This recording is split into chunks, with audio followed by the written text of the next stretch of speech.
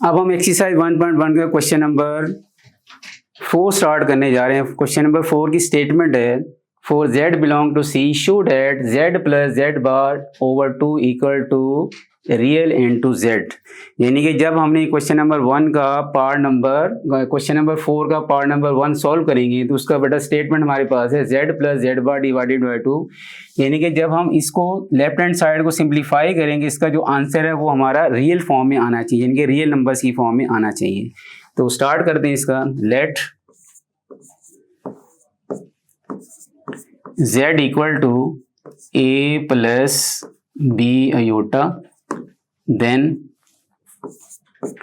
conjugate of complex number equal to a minus b iota. तो last time बेटा हमने study किया था, जब हम किसी भी कम्प्लेक्स नंबर का कंजुगेट करते हैं तो आयोटा का साइन हम चेंज कर देते हैं। तो then left hand side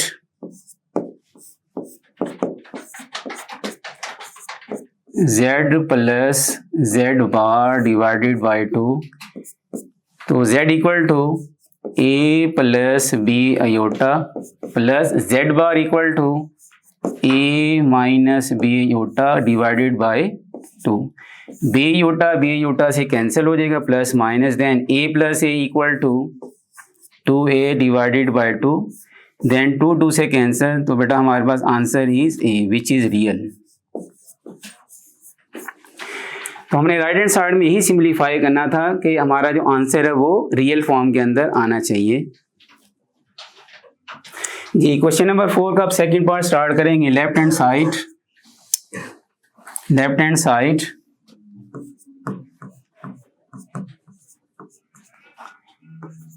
z minus z bar divided by 2 iota. Let z equal to a plus b iota minus a minus b iota divided by 2 iota.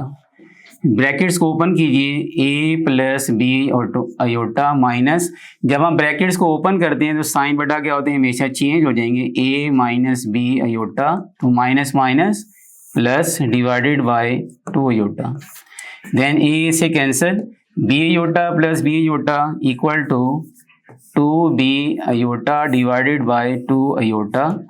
2 iota बेटा 2 iota से cancel हो जाएगा, then answer is b which is imaginary part.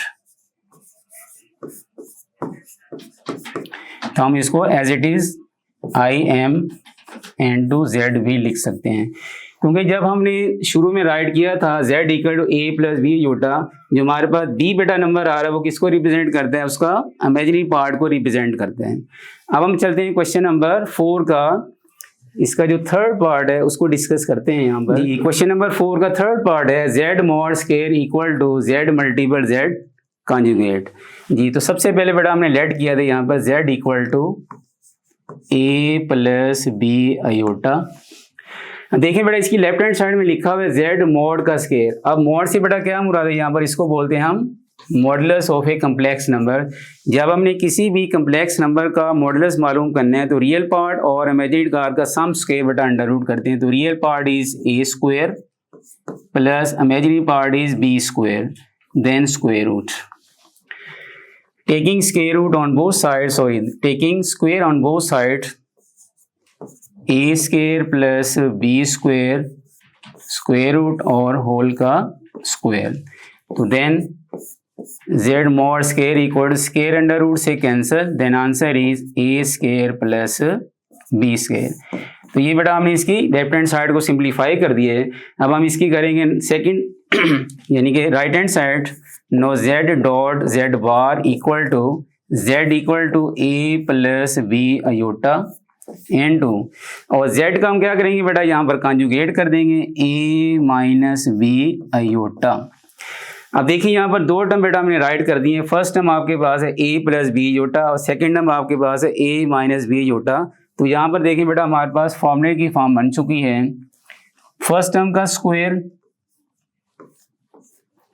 Minus b iota whole का square,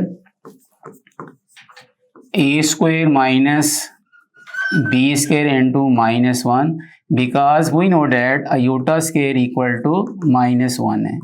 तो जहाँ भी बेटा iota square आता है उसको हम माइनस फॉर्म में राइट करते हैं, तो a square minus minus plus b square.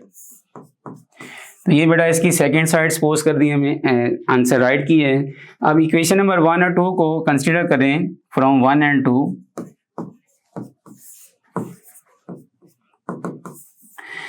तो then z mod square equal to z dot z bar which is required। तो उम्मीद है बेटा आपको आज का लेक्चर पसंद आया होगा। इसी तरीके से हमारे नए क्वेश्चन की तरफ बढ़ने के लिए आपने हमारे चैनल को लाइक भी करना है, सब्सक्राइब भी करना है।